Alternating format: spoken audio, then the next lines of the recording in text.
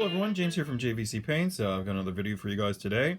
I'm going to do a bit of an unboxing here to show you what's inside of this Rubicon PaK 48T gun with crew. And I'm going to show you the painted crew, and I'm going to show you some 172nd guys I've been working on as well. So to start off, yes, this is the Rubicon 156 28mm PaK 48T gun with crew. I think I've said that already. This is a commission. The crew's a commission work for my mate, Frank. And as you can see, it was bought at Yodobashi Camera, which, if you watched my last video, was a bit of a mecca for people to go to if you ever come to Japan. It was 1,690 yen, which is approximately, at present, $12.35, I believe, American. So I'm going to open this up. We're going to take a look at the sprues, the instruction booklets, and then I'm going to show you the crew. This is what we have in the box. We've got 4 sprues. We've got the main gun sprue, and we've got 3 crew sprues. There are 2 figures on each sprue. I've done the figures already, so as you can see, these are empty. And an instruction booklet. So the crew are a Waffen SS crew, and you can tell by the smocks that they're wearing. Here's the instruction booklet. Here's the sprues again, and then here's the main A sprue, I guess you could say. Very, very straightforward. I have not constructed this, so I can't tell you if it's good or not. It looks pretty simple. Not a lot of pieces, but it gives you some options. You can have it with the gun shield on or up. Or down or up, I should say, and a lot of non-gluing things. You can have it towed, and then here's the crew itself. Let's take a look at the sprue. Oh, and then at the back, they're also flogging some of their other guns and stuff like that.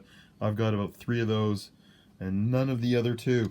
The sprue itself looks pretty good. Like I said, not a lot of pieces. You're getting some ammo crates, which is great. You can save those to make objective markers if you like.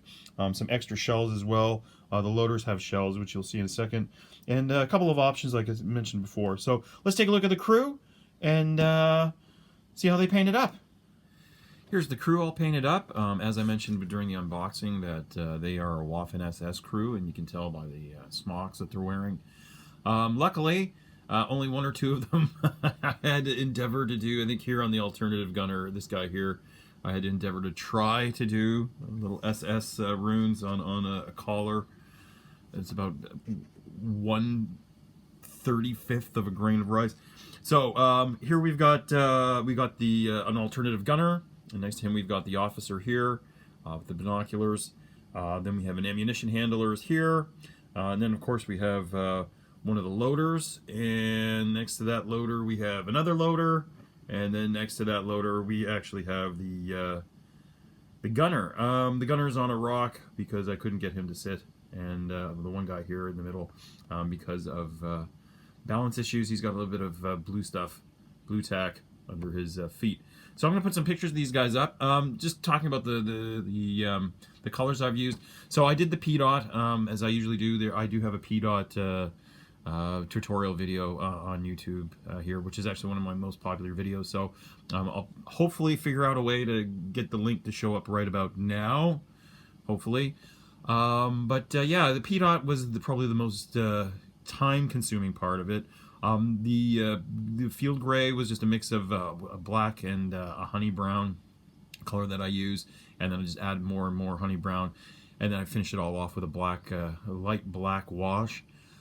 The details, luckily for me, there weren't so many details on these guys this time. The officer's cap, I endeavored to do the SS eagle, as you can see, and the little skull and crossbones, the Totenkopf, and put the white linings on. This guy did have the SS rune patches, but the other guys was kind of, luckily, I was kind of covered up.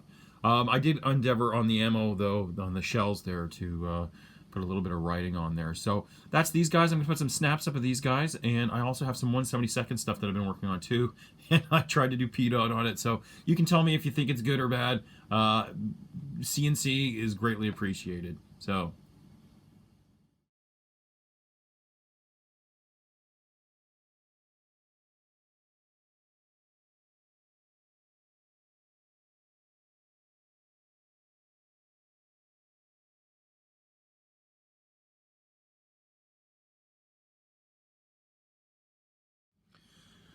this is a 172nd late war German SS Panzer crew.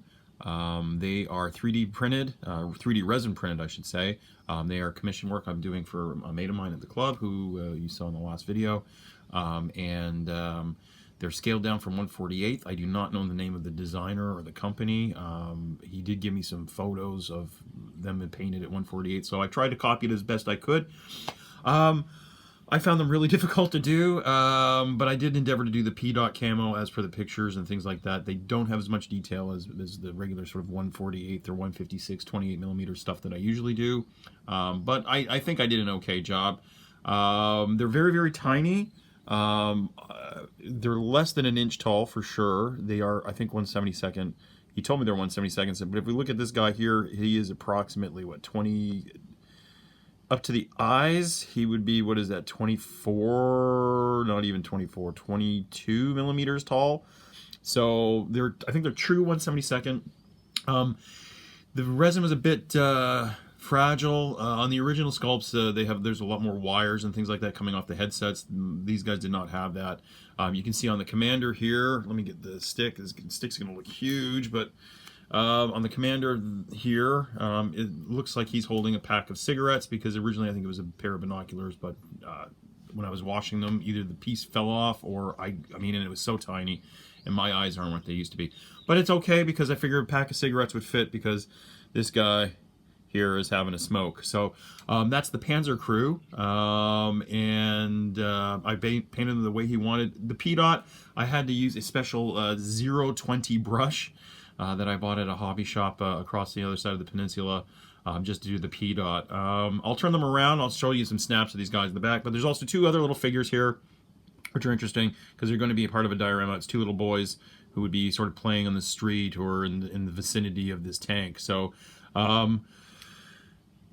painting civilian clothing, it can be fun. It's a bit of a change. So I endeavor to give these guys a little bit of, you know, something different. So the one kid, he got a more stylized sweater, and the other one I gave him a collared shirt and a little sweater. So that's these guys. I'm gonna put some snaps of these guys up. Thank you very much for watching, everybody. Have a Merry Christmas. I don't think I'll be putting a video up between now and Christmas. Hopefully I can get one up between now and New Year. That would be great. But yeah, I probably won't be able to talk to you guys again until after the holidays. So everyone have a Merry Christmas and possibly Happy New Year if I don't talk to you then. And yeah, have a safe one. Don't drink too much, but don't drink any less either. All right, guys, take it easy. Keep those brushes moving. Bye-bye.